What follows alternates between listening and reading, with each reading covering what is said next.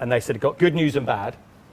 And I said, let's have the good news first. They said, you're the new face of Super Sunday and Monday Night Football. First thing I'm thinking, all my mates are on at 14-1. Yes. And then I said, okay, what's the bad news? And they said, your sidekick, you're going to be working with Gary Neville. And I thought, oh no. He was the face of Sky Sports football coverage for many years. He's the lead presenter on ITV's horse racing coverage, and he's a huge Saints fan. It's Ed Chamberlain! Yeah. Come on, Ed. Ed! He's galloping in! Ed! Lovely to have you. Thank you for having me. Ed. Come on, Ed. How are you? Good form, how are you? Good to see you, mate. Yeah, really good. Thank you. Really Thank you for having me. It's an absolute pleasure. Brilliant to have Finally, 3 guests with glasses on. It's happened. We were all worried it wasn't going to happen this season. But Ed, great to have you on. How are you? In great form, thank you. You've obviously either saved the worst till last or Chris Marsden turned you down. Well, we don't want to say that, really. Tell us what you're up to at the moment. I gave the big sort of CV there of you, Ed, and a huge Saints fan, which you are. We'll get to that in a moment. But what are you up to at the moment? So as you said, it's no longer football. Football's a hobby for me now, which is great. So I can come here and enjoy it, having had quite a stressful time coming here presenting. And it's a quiet time for me at the minute, a couple of weeks quiet. I've presented, crikey, we've gone from the Guineas at Newmarket to Chester for 3 days. That was great. And then I went to Lingfield for the Derby trials. Then I went to York for the Dante meeting. Then on Saturday I was at Newbury. You get around a bit, don't you? And now a little bit of a lull until the Derby in a week or so's time. So you can relax a little bit. And a little bit. And come and join us. Yeah, exactly. And we absolutely love having you here. But this isn't the first time you've worked with Matt. It's not the first time you've worked together, is it? No. We did do a few games together. Well, it would have been Soccer Specials first. Soccer Specials. They say never meet your heroes. Yeah. And Go on, what was he like to work with, Ed? Because I know. So my abiding memories of those Soccer Specials, you were a great gang. It would be you. My favourite panel, I think, was Tiz, Merce. I love Merce. Is fun, Still love Merce. Probably McAnally, actually. Yeah. And maybe Charlie, Tomo. Yeah. Oh my God, it was fun. It It was so much fun. And my abiding memory, the first time I did with Tiz, you loved eating during the show, didn't you? And as the new presenter with Tiz, who I loved, next to me, and there'd be a goal at your game, and I'd see you with your chips or whatever it was, and I'd be thinking, do I go to the great man or do I give him a bit of space? And it was all a second to finish his mouthful of chips. But as I got my feet under the table, I loved stitching up you and Merce. I know you did. Yeah, it was so much fun. We did get through some calories during those shows. Yeah. How did you first get into presenting anyway? By accident. All those years ago. By accident. Was it really?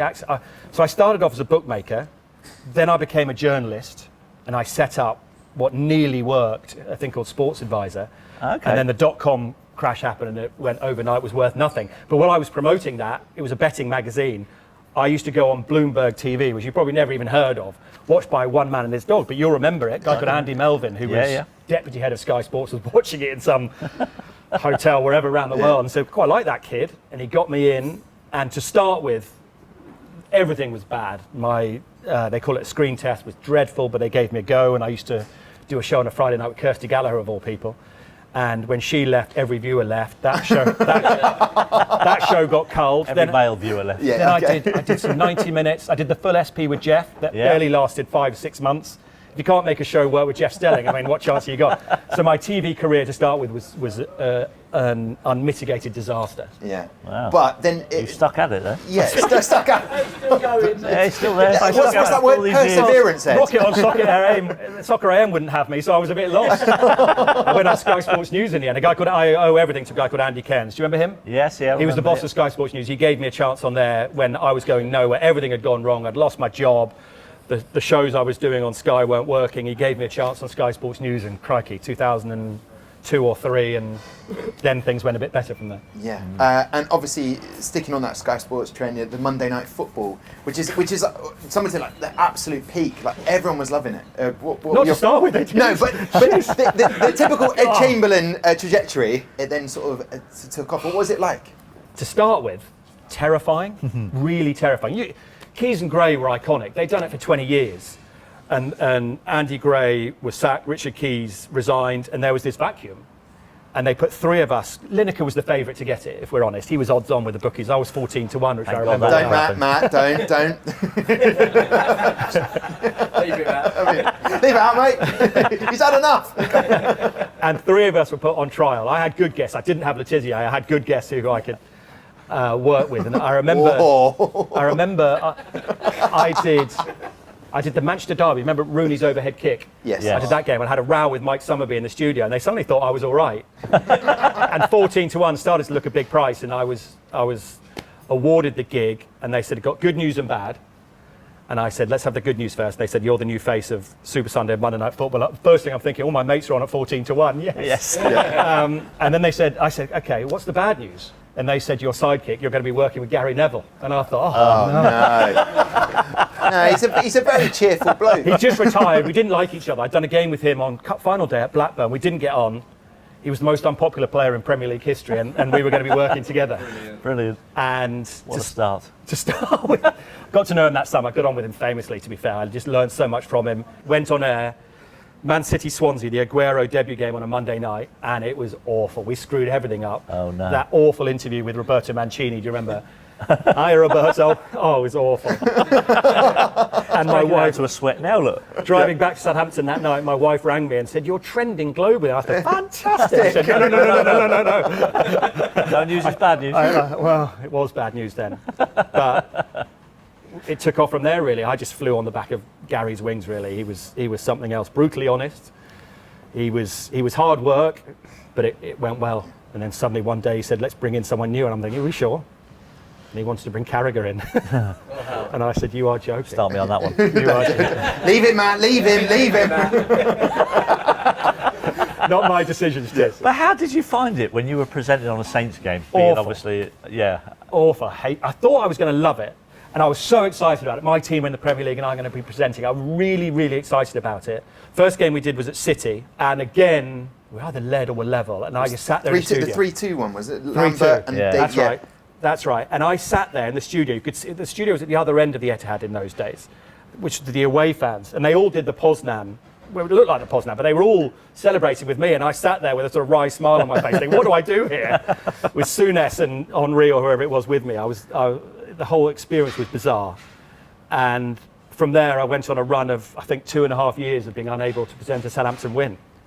And it was horrible. Yeah, it Jose was Fonte Baby called you the Curse. Yeah. Was that a nice mantra, a name that you liked? No, the not- Curse. Not really, no. No. No, because we were desperate for it. Because often you do, on a Sunday, do you remember we had 2 games?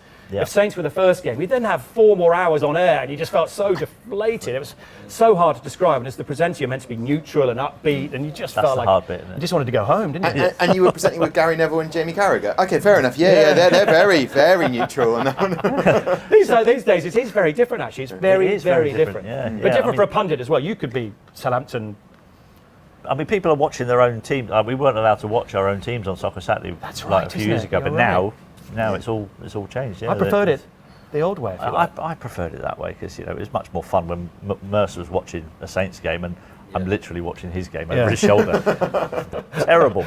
I mean, do you get much of a chance to come down to St Mary's these days? You down most games? Not most games, because I'm working every Saturday.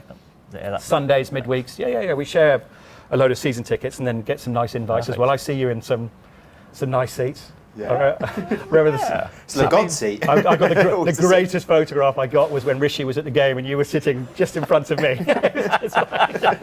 Leave it, Matt. Leave him. what? They're winding me up today, aren't they? Last show. No, I can't. You're going to get Ian Bradford on next. Leave it, Matt. What's going on here?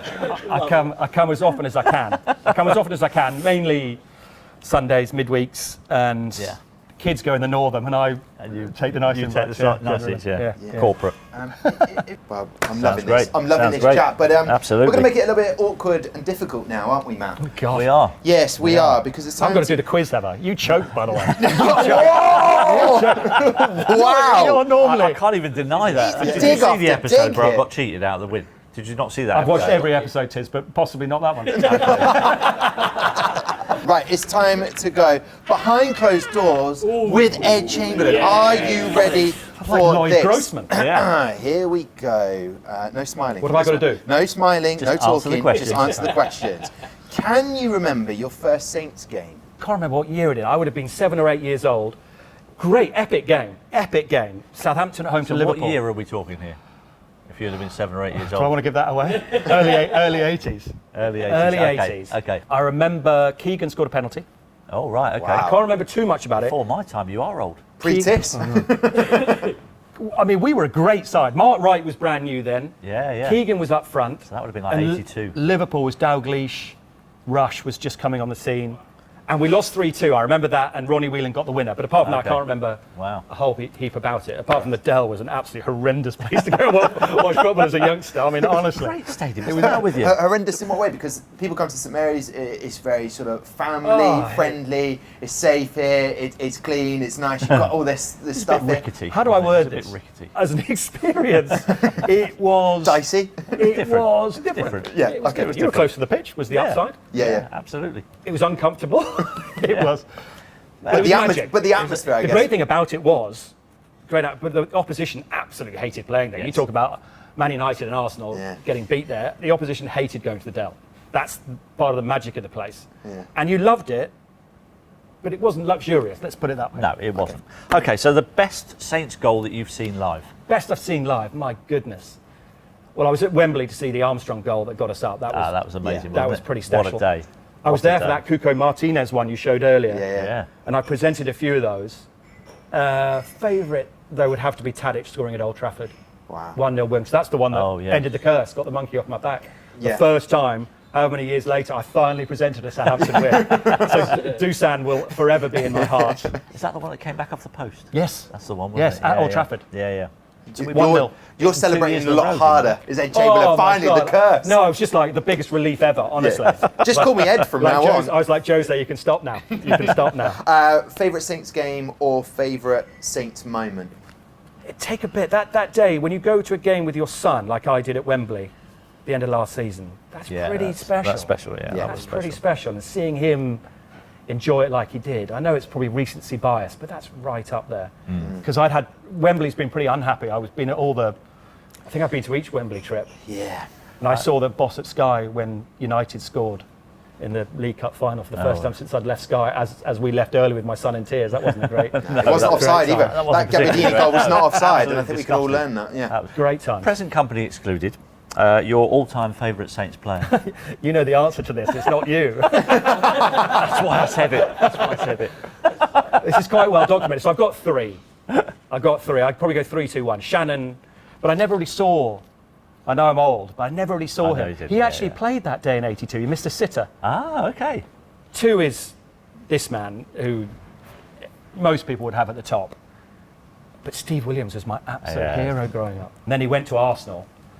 Oh, that broke my heart. Yeah. Absolutely broke my heart. Okay. I'm going to do a double question here.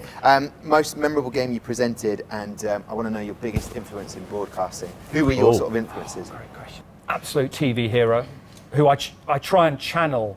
Des Lynam was. Yeah. Lynam. What a pro. He's the doyen of sports presenters. Yeah. More latterly, it would have to be Jeff, I think, probably. Oh. I say to Jeff, I made him look good because I was doing the midweek ones and he was on Saturday.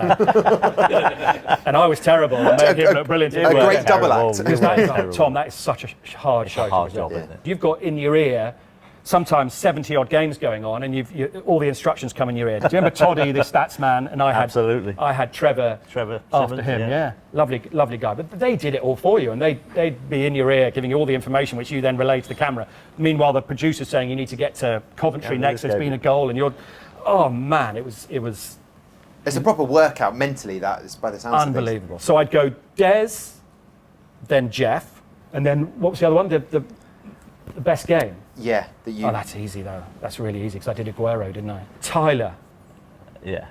Incredible. the voice as we called him. What a man. Yeah. And the brilliant thing about that commentary is you tell any good presenter when they do presenter coaching, don't say too much.